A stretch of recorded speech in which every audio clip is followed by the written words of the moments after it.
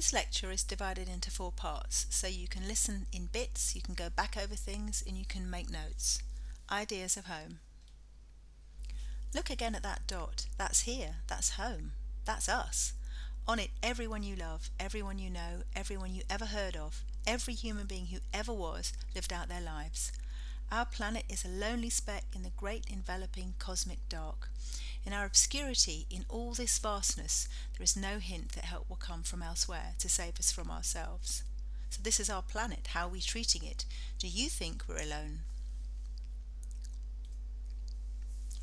Homes are places in which we construct a version of ourselves.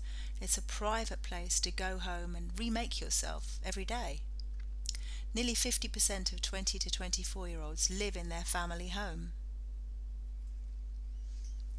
Definitions. Definitions are so important. They tell your reader what you think, what your position is, how you define your terms. So here are 2, they'll be different from yours. Home, the place where one lives permanently, especially as a member of a family or a household. What's a family? What's a household? So is it where you are? Is it someone's or something's place of origin, or the place where a person feels they belong, where you come from? Which is it for you? Home is a place, space, feeling, practices, or an active state of being in the world. That is about what you do, not where you are. A home is an interaction between place and social relationships. Bricks and mortar, a physical place, and what you do with the people you know and love. There is nothing more admirable than when 2 people who see eye to eye keep house as man and wife, confounding their enemies and delighting their friends.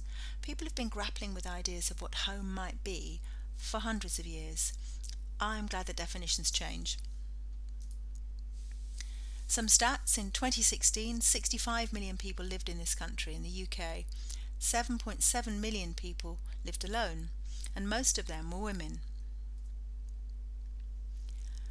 Get onto Google and type in home. This is what you get. First 2 pages of Google. Clichés, they are visual clichés these, and they're informed by the dominant cultures.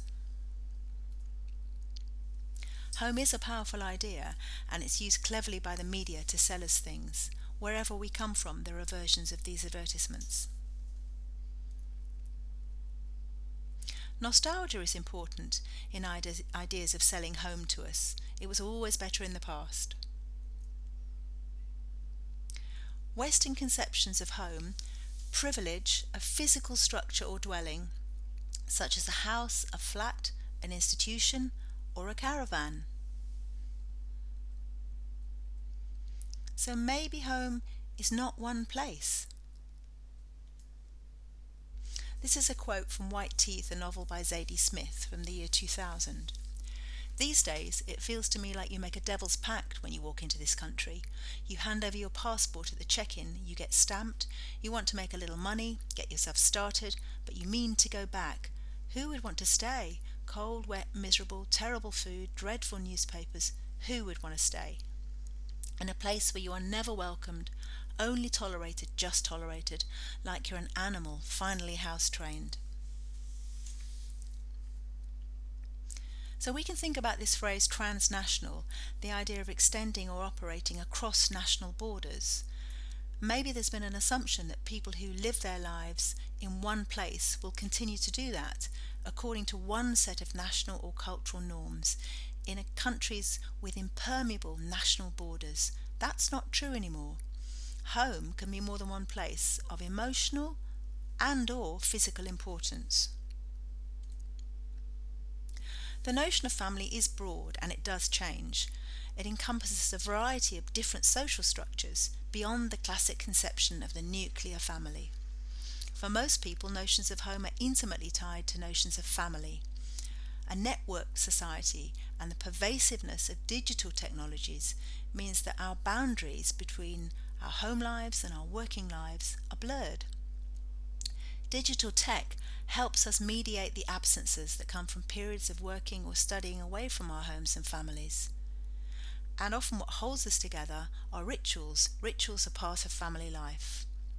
Walling and Bennett have defined family ritual as a symbolic form of communication that, owing to the satisfaction that family members experience through its repetition, is acted out in a systematic fashion over time. So, a symbolic form of communication that, owing to the satisfaction that family members experience through its repetition, is acted out in a systematic fashion over time. What does that mean? There are things that bring all family groups together. Maybe you watch movies with your family, maybe you have religious practices that bring you together, maybe you have celebrations.